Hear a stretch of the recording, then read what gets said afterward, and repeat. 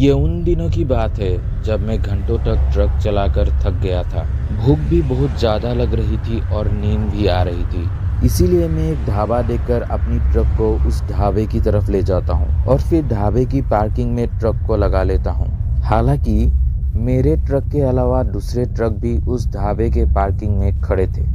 ढाबे के बाहर काफी बेंच और कुर्सियां लगी हुई थी और हमारे अलावा काफी लोग वहां खाना खाने आए थे और शायद हमारी ही तरह उनमें से बहुत सारे लोग ट्रक ड्राइवर थे जो अपने ट्रक को साइड में लगाकर खाना खाने आए थे। ढाबे में ज्यादा भीड़ होने की वजह से मैं और मेरा खलासी राजू हम दोनों ही साइड में एक बेंच पर बैठ जाते हैं ताकि थोड़ी भीड़ कम हो और हम भी खाना खा सके। जिस वक्त हम खाना खाने आए थे उस वक्त कई ढाबों पर ज्यादा भीड़ रहती है क्योंकि उस वक्त बहुत से ट्रक ड्राइवर अपने रात के खाने के लिए रुकते हैं। उसके बाद उन्हें अपना सफर पूरा करना होता है और आज इस ढाबे पर इतनी भीड़ होने की यही वजह थी। ढाबा उतना ज्यादा बड़ा नहीं था लेकिन भीड़ को देखकर ऐसा लग रहा था कि शायद यहाँ खाना बहुत अच्छा बनता होगा, तभी तो इस ढाबे पर इतनी भीड़ थी। अब काफी देर इंतजार करने के बाद हम दोनों ही वहां से उठकर सामने की कुर्सियों में बैठ जाते हैं और फिर खाने का ऑर्डर देते कि तभी अचानक हमने पीछे से कुछ चिल्लाने की आवाज सुनी। इसीलिए हम दोनों ने एकदम से पीछे पलटकर देखा। तब हमने देखा कि हमारे ट्रक के सामने एक और ट्रक खड़ा है जिसका ड्राइवर किसी बुढ़िया पर चिल्ला रहा था। उस बुढ़िया के साथ एक 8-9 साल की लड़की भी थी और देखते ही देखते उस ट्रक ड्राइवर ने उस बुढ़िया को जोर से धक्का दे दिया। धक्का देते ही वो बुढ़िया एकदम से नीचे गिर पड़ी और उसके साथ जो लड़की थी उसने वही पड़ा एक पत्थर उठाया और उस आदमी को दे मारा। गुस्से में आकर उसने भी उस लड़की को एक थप्पड़ जड़ दिया। उन दोनों में ज्यादा खींचातानी होने लगी तो वो देखकर हम दोनों भी दौड़ कर उनके पास चले गए। उसी समय ढाबे से कुछ लोग भी तमाशा देखने के लिए हमारे पीछे आकर खड़े हो गए थे। तभी हमने उस ड्राइवर को पकड़ा और उसे पीछे खींच लिया और उस बुढ़िया को और उस लड़की को वहां से जाने के लिए कहा। जिस प्रकार से वो ड्राइवर उन पर चिल्ला रहा था वो देखकर हमें इतना तो पता चल गया था कि ड्राइवर की कोई गलती नहीं थी। उस बुढ़िया ने उस आदमी से कुछ खाने के लिए मांग रही थी और जब उसने मना किया तो वो उसका हाथ पकड़कर उसे खींचने लगी थी और इसीलिए ड्राइवर ने अपने आप को छुड़ाने के लिए उस बुढ़िया को धक्का दे दिया था। हमने भी इतना ज्यादा ध्यान नहीं दिया और झगड़ा छुड़ाकर हम ढाबे की तरफ चले आए। लेकिन जब वो बुढ़िया और वो लड़की वहां से दूर जा रही थी तो वो बार बार गुस्से से पलटकर उस ड्राइवर को देख रही थी। उस समय मैंने देखा कि बीच बीच में उनकी आंखें खून से लाल चमक रही थी तो मैंने अपने साथी राजू से इस बारे में पूछा भी, क्या तुमने देखा कि उनकी आंखें अजीब है? तो उसने ये कहा कि नहीं, तुम्हारा वहम होगा, गाड़ी के हेडलाइट की रोशनी से तुम्हें ऐसा लग रहा होगा। और उसने मेरी बात पर इतना ध्यान भी नहीं दिया। फिर हम ढाबे से अंदर चले गए, खाना वगैरह खाया और खाना होने के बाद हम वापस बाहर आ गए। तब तक हमारे सामने जो ट्रक खड़ा था वो वहां से चला गया था। अब ना वहां पर वो ट्रक था और ना ही उसका ड्राइवर। हम भी उसी के बारे में बातें करते हुए अपने ट्रक पर बैठ गए और आगे की सफर के लिए निकल पड़े। जब हमने वहां से काफी दूर आगे गए तो हमने देखा कि रास्ते के किनारे एक ट्रक रास्ते से नीचे उतरा हुआ था। जैसे ही हम उसके पास गए तो हमें महसूस हुआ कि ये वही ट्रक है जो ढाबे पर हमारे ट्रक के ठीक सामने खड़ा था। उस ट्रक को देख हमने भी अपने ट्रक को थोड़ा साइड में ले लिया। वैसे हम उस ढाबे से करीब 9 से 10 किलोमीटर दूर आ चुके थे। तभी मेरे साथ वाले खलासी ने अपनी जगह से ही झुककर बाहर देखा, पर न ट्रक के आसपास कोई दिखाई दे रहा था और न ही कोई ट्रक के अंदर। इसीलिए हम दोनों ही देखने के लिए नीचे उतर गए।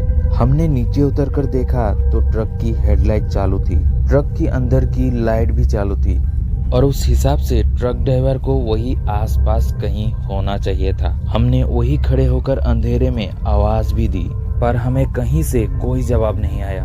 हमने उस ट्रक को चक्कर लगाकर आगे पीछे देखा पर कहीं कोई भी नहीं था, ना ही कोई एक्सीडेंट हुआ था ना कुछ और, सब कुछ ठीक ही लग रहा था।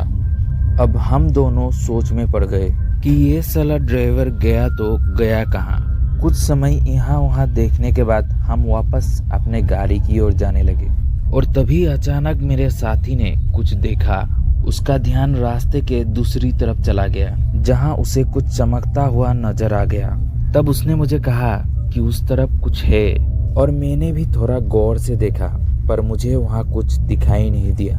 मतलब वहाँ एक तो अंधेरा था और आगे सब कुछ काला धुंधला सा दिखाई दे रहा था। तो मेरे साथी ने फिर से कहा, अरे सच में मैंने देखा था, वो एकदम से गायब हो गया। मतलब वो इतना तेज हुआ कि मैं समझ ही नहीं पाया कि वहाँ क्या हुआ है, पर वहाँ कुछ तो है। उसने मुझे आगे कहा कि हमें रास्ते के उस तरफ चलकर देखना चाहिए। तो मैंने अपनी गर्दन उसे ना में हिलाते हुए कहा, नहीं, अपने ट्रक को ऐसे छोड़कर जाना मुझे सही नहीं लग रहा। जैसे कि उस ट्रक का ड्राइवर वहाँ से गायब हो चुका था। हमें जरा भी अंदाजा नहीं था कि वहाँ पर क्या हुआ है। मतलब वो कहाँ चला गया है, गाड़ी यहाँ क्यों खड़ी है या और कोई कारण था। लेकिन मुझे कुछ ठीक नहीं लग रहा था। पर फिर भी मेरा जो साथी था वो मुझे बार बार कह रहा था कि चलो एक बार चलकर देखते हैं। तो मैंने उसे कहा कि चलो हम एक काम करते हैं, मैं गाड़ी में जाकर बैठता हूँ, तब तक तू जाके देख के आ। कुछ नजर आए तो ठीक, वरना हम यहाँ से चले जाएंगे। हो सकता है ड्राइवर का कोई जरूरी सामान ढाबे पर रह गया हो और इसीलिए वो यहाँ से वापस चला गया हो। फिर भी मेरे साथी ने कहा, मैं बस एक बार देख कर आता हूँ, तुम जाकर ट्रक में बैठ जाओ। फिर मैं जाकर ट्रक में बैठ गया और एक कपड़े से सामने की कांच को पोंछ ही रहा था कि तभी वो वहाँ पर दौड़ता हुआ आया और एकदम से मुझ पर चिल्लाने लगा, गाड़ी भगाओ, जल्दी से गाड़ी भगाओ। वो उल्टी जैसा कुछ कर रहा था, इसीलिए मैंने उसे पानी का बोतल दिया और पूछा, अरे हुआ क्या है।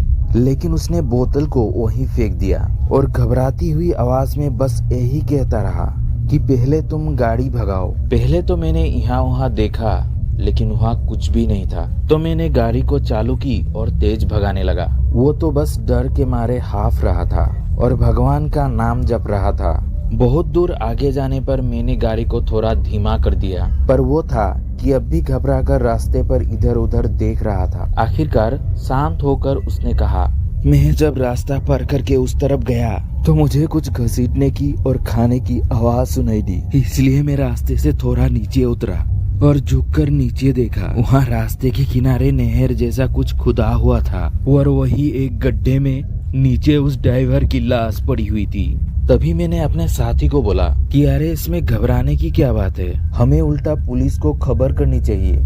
उसने मेरी बात को बीच में ही तोड़ते हुए कहा, नहीं नहीं, वो वहाँ अकेला नहीं था। मतलब वहाँ सिर्फ उसकी लाश नहीं थी बल्कि उसके पास वो बुढ़िया और वो छोटी लड़की भी थी। अब ये सुनकर मुझे बस इतना लगा कि शायद उन्होंने उस ढाबे पर हुई झगड़े का गुस्सा उस ड्राइवर पर निकाला होगा। लेकिन उसके आगे मेरे साथी ने जो बताया वो सच में बहुत ही भयानक था। उसने कहा कि वो बुढ़िया उसकी सर को किसी मटके की तरह फोड़ रही थी, उसी के साथ उसके दिमाग को तोड़कर टुकड़े कर उसे खा रही थी। वही वो लड़की उस ड्राइवर की पेट पर बैठकर उसकी छाती से दिल को निकालकर उसे कच्चा ही चबा रही थी। और वो देख मुझे उल्टी जैसा हुआ और मेरे मुंह से जाने अनजाने में आवाज निकली। तभी उन दोनों ने मेरी तरफ देखा और मुझे देखकर वो एकदम से खड़ी हो गई।